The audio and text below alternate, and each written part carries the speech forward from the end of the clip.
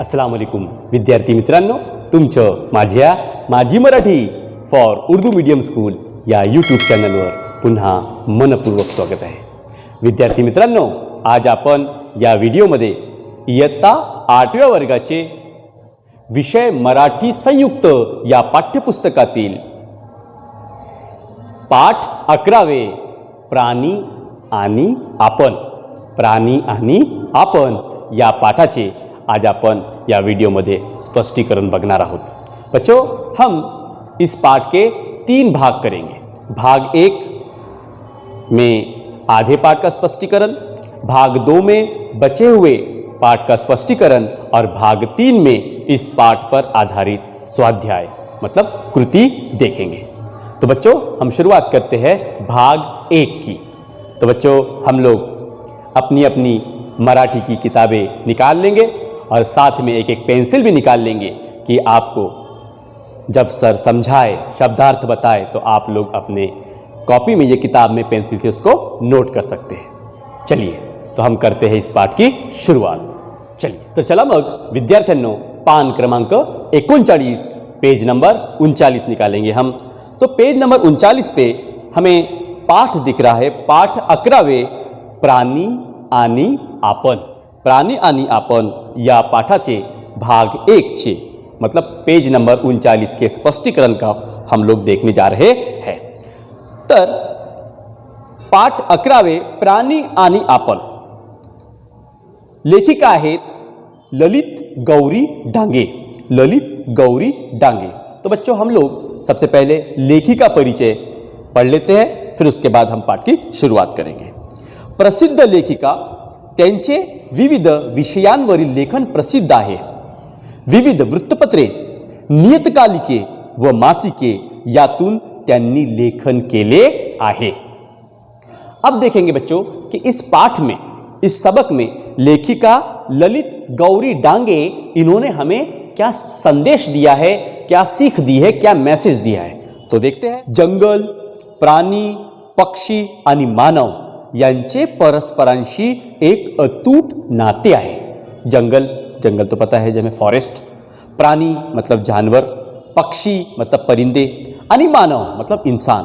तो लेखिका कहती है कि जंगल, जानवर, परिंदे और इंसान, इन चारों का आपस में अतूट नाता है, संबंध है, रिलेशन है। पर्यावरणाच्या साखळीचा ते महत्त्वाचा भाग आहेत और ये चारों घटक पर्यावरण के साखड़ी का मतलब इन्वायरमेंट के चेन का, जिसको हम फूड चेन कहते हैं, तो इस साखड़ी का ये सभी घटक है। प्रस्तुत पाठातील मुलगा व वडील यांच्या संवादातून प्राणी वाचवा, जंगल वाचवा आणि पर्यावरण संरक्षण करा असा मोलाचा संदेश मिळतो। तो या पाठामध्ये, इस पाठ में, इस सबक में लेखिका ललित गौरी डांगे इन्होंने एक मुलगा मतलब लड़का और उसके वालिद म्हणजे वडील, इन दोनों के संवाद के माध्यम से हमें यह संदेश दिया है कि हमें प्राणी की रक्षा करना है, जानवरों को बचाना है, जंगलों को टूटने से बचाना है और पर्यावरण की हिफाजत करना है, संरक्षण करना है। ऐसा कीमती संदेश इस पाठ में लेखिका ललित गौरी डांगे इन्होंने हमें दिया है। प्रस्तुत पाठ हा निर्मळ रानवारा या मासिकातून घेतला आहे और ये जो पाठ है जो हम पढ़ने जा रहे हैं, ये पाठ निर्मळ रानवारा इस मराठी मैगजीन से, मासिक मतलब मैगजीन से लिया गया है। शेपटीवाल्या प्राण्यांची भरली होती सभा, शेपटीवाल्या प्राण्यांची भरली होती सभा, पोपट होता सभापती मधोमध उभा, पोपट होता सभापति मधोमध उभा। तो ये गाना, ये गीत रेडियो पे चल रहा है और मुलगा मतलब लड़का और उसके वालिद वडील दोनों सुनते हुए बैठे हैं और इस दरमियान इन दोनों में संवाद होता है, बातचीत होती है। तो देखते हैं। रोहन, तो उस लड़के का नाम क्या है? रोहन म्हणतो, लहानपणापासून मी हे गाणं ऐकतोय, पण एकदा सुद्धा मला कुठेही अशी एकत्र प्राण्यांची सभा दिसलीच नाही हो बाबा। शब्दार्थ देखिए, लाहनपनी मतलब बचपन से ही, प्राणी मतलब जानवर, सभा मतलब मीटिंग। तो रोहन कहता है कि बाबा मैं बचपन से ही ये गाना सुनते आ रहा हूं, लेकिन मैंने कभी वास्तव में मतलब रियलिटी में मैंने कभी ऐसी जानवरों की सभा यानी मीटिंग कभी देखी नहीं। तो बाबा मतलब वडील कहते हैं, क्या कहते हैं, बाबा म्हणाले, अरे सगळे प्राणी एकत्र कुठले दिसायला आता, अधूनमधून कुठे कुठे दिसले तरी पुष्कळ झालं। शब्दार्थ बघा, सगळे मतलब सभी, कुठले मतलब कहां, अधूनमधून मतलब बीच बीच में, पुष्कळ मतलब बहुत। तो बाबा कहते हैं, अरे अब ये सब जानवर, ये सब प्राणी एकत्र मतलब एक साथ कहां देखने को मिलेंगे। बीच बीच में कहीं दिख गए, एक एक करके अगर ये दिख गए तो ही बहुत है, ये सब एक साथ दिखने को नहीं मिलेंगे। रोहन कहता है, रोहन म्हणतो, असं का म्हणता हो बाबा। अब रोहन अपने पिताजी को पूछता है, असं का म्हणता हो बाबा, ऐसा क्यों बोल रहे हो तुम पिताजी। बाबा कहते हैं, अरे रोहन दिवसेंदिवस प्राणी पक्ष्यांची संख्या कमी कमी होत चाललेली आहे। आता पूर्वीसारखे मोर खूप दिसत नाही, अगदी कावळे चिमण्या सुद्धा खूप प्रमाणात दिसत नाही। या उलट जंगलात राहणारा वाघ कधीतरी माणसांच्या वस्तीत येतोय। शब्दार्थ बघा, दिवसेंदिवस मतलब दिन ब दिन, प्राणी मतलब जानवर और पक्षी मतलब परिंदे, पूर्वी सारखे मतलब पहले की तरह, पहले जैसे, कावड़े कावड़ा, कावड़ा मतलब कौवा, चिमनी चिमनी मतलब चिड़िया। तो बाबा बताते हैं रोहन को, अरे रोहन दिवसेंदिवस प्राणी पक्ष्यांची संख्या कमी कमी होत चाललेली आहे। अरे रोहन दिन ब दिन इन जानवरों की और परिंदों की संख्या कम कम होती जा रही है। आता पूर्वी सारखे मोर खूब दिसत नहीं, अब पहले जैसे मोर मतलब पिकॉक दिखाई नहीं देते। इसी तरह से अगदी कावड़े चिमनिया सुद्धा खूब प्रमाणात दिसत नहीं, और इस तरह से कावड़े मतलब कौवे और चिड़िया भी दिखाई नहीं देती। या उलट जंगलात राहणारा वाघ कधीतरी माणसाच्या वस्तीत येतोय, और इसके उलट में कभी कभी जंगल में रहने वाला शेर, वाघ मतलब शेर, हमारे इंसान की बस्तियों में भूले भटके आ जाता है। रोहन बोलतो, हो खरंच कसली घबराट झाली होती ना सगळ्यांची, पण बाबा असं काय होते हो। हाँ, घबराहट मतलब घबराहट। तो रोहन कहता है कि हाँ पिताजी, कि शेर जब अपनी बस्ती में आ जाता है तो सब लोग घबरा जाते हैं, लेकिन ऐसा क्यों होता है, जंगल को छोड़कर वो शेर हमारे बस्ती में क्यों आता है। तो बाबा कहने लगे, अरे आपण माणसांनी त्यांच्या घरांवर कब्जा केलाय। तो बाबा कहते हैं, अरे रोहन हम इंसान ने उनके घरों पर, वो जंगलों पे हमने कब्जा कर लिया है, इसलिए वो लोग, वो जानवर हमारे बस्ती में आते हैं। रोहन बोलतो, रोहन विचारतो, म्हणजे काय, मतलब क्या। बाबा म्हणतात, अरे त्यांचे घर म्हणजे जंगल, अरण्य, आपण जंगल नष्ट केली, झाडं तोडली, टेकड्या सपाट केल्या आणि आपली घरं बांधली, कारखाने उभारले, मग हे प्राणी राहणार कुठे, ते आले आपल्या वस्तीत।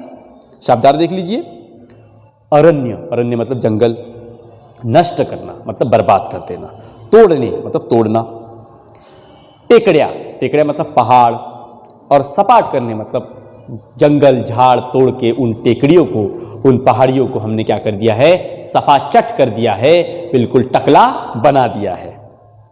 तो रोहन के पिताजी रोहन को बोल रहे हैं, अरे त्यांचे घर म्हणजे जंगल, अरे उन जानवरों का, उन परिंदों का घर मतलब क्या था, जंगल।